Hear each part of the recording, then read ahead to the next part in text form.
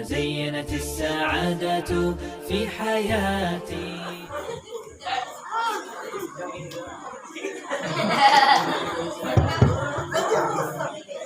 السلام عليكم ورحمة الله وبركاته.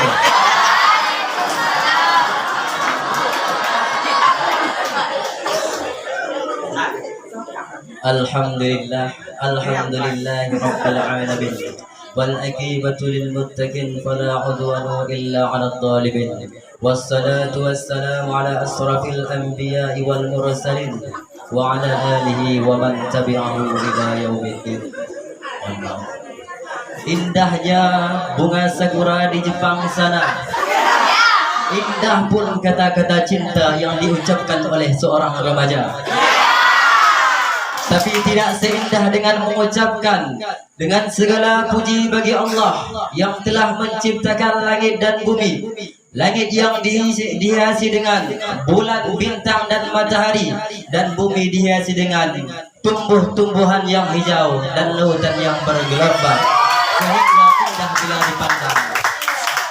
Dan yang kedua juga kita tidak lupakan untuk mengirimkan sebuah kado, yakni berisi salawat dan salam kepada baginda Nabi besar Muhammad sallallahu alaihi wasallam. Dengan beliaulah yang telah menyebarkan agama Islam ke penjuru dunia dan habis-habisan menegakkan kalimatul haq, yaitu la ilaha illallah Muhammadar Rasulullah.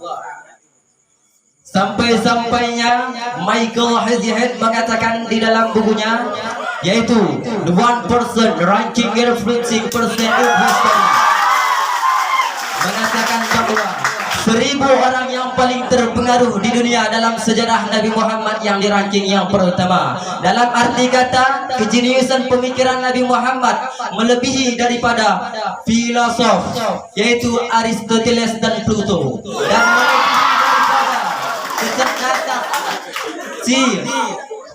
pada kesehatan, yaitu Ibnu Sina, dan melewati pemikiran si ahli IPA yang dapat mengambil listrik daripada sebuah petir untuk menciptakan sebuah lampu, yaitu Benjamin Franklin.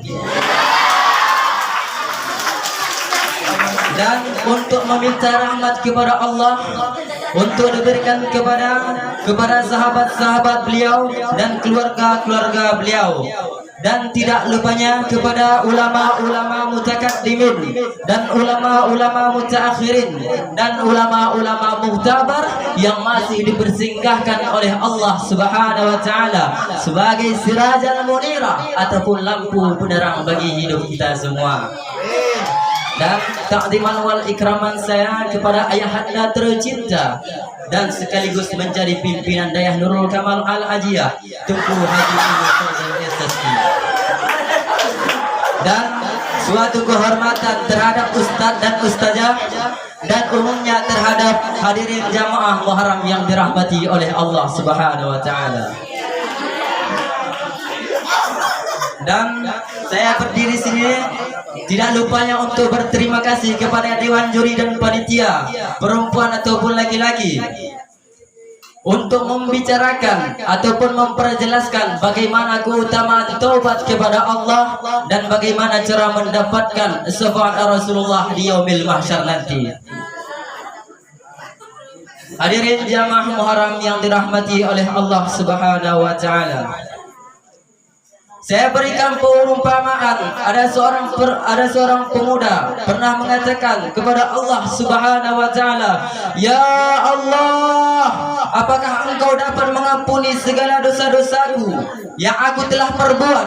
Aku telah berzina dengan seorang perempuan, aku telah berjudi, aku telah meminum khamar dan lain sebagainya. Apakah mungkin Engkau dapat memaafkan ataupun menghapuskan segala dosaku?"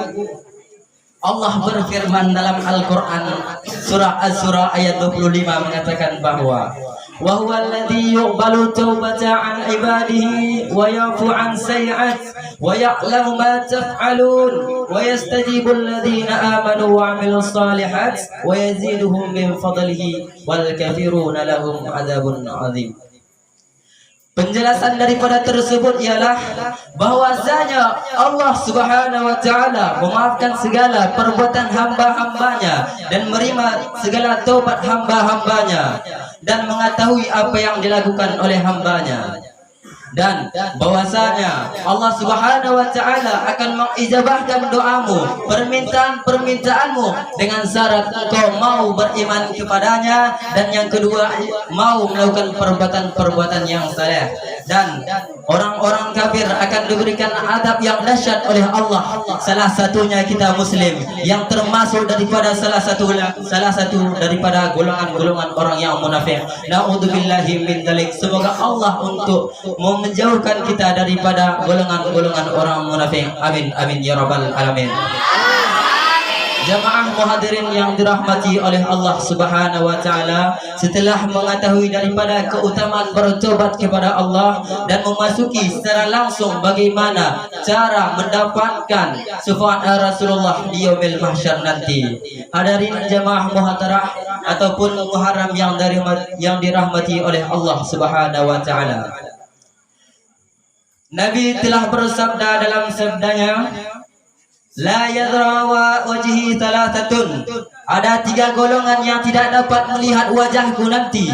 Golongan yang pertama ialah, simak wahai saudaraku dan dengarkan apa yang aku katakan, yaitu aqul walidaini, orang-orang yang durhaka kepada orang tuanya sendiri.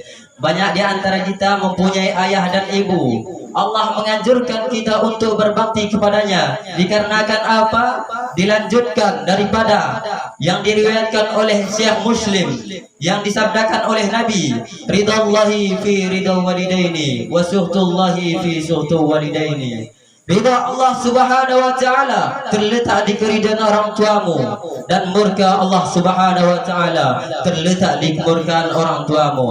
Dalam arti kata apa? Apabila orang tuamu telah ridha kepadamu, telah sayang kepadamu, niscaya Allah akan berikan kepadamu sebuah taman, yaitu surga. Mungkin justru sebaliknya, apabila orang tuamu telah murka terhadapmu atas perbuatan-perbuatanmu, yaitu berkata kepada orang tua dan membentak-bentak keduanya, niscaya di yaumil akhirat nanti Allah akan berikan kepadamu yaitu adab neraka yang dahsyat. Hadirin yang dirahmati oleh Allah Subhanahu wa taala, golongan yang kedua ialah watarikus sunnati, orang-orang yang meninggalkan daripada sunat-sunatku. Banyak kita perdapatkan daripada kalangan kita, yaitu keluar daripada sunnah-sunnah Nabi, termasuknya salah satunya Muhammadiyah, Syiah, Jafariyah. Karena Nabi telah berkata, ada 73 nanti Islam terpecah belah. Salah satunya ialah yang benar, yaitu ahli sunnah wal jamaah. Kita sebagai ahli sunnah wal jamaah harus mempedomankan daripada sunnah Nabi untuk menegakkan syariat Islam. Untuk apa? Untuk Nabi, untuk mendapatkan syafaat Nabi nanti dan mendapatkan daripada ridha Allah Subhanahu wa taala. Amin amin ya rabbal alamin. Hadirin jamaah muharram yang dirahmati oleh Allah Subhanahu wa taala, golongan yang ketiga ialah wa man dzukirtu indahu falam yusalli alayya.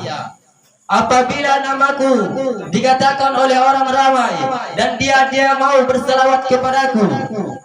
Banyak kita perdapatkan apabila seorang nabi, yaitu Nabi Muhammad, dikatakan namanya, 20% di antara kita tidak menyebutkan ataupun memberikan rahmat kepada Nabi Muhammad.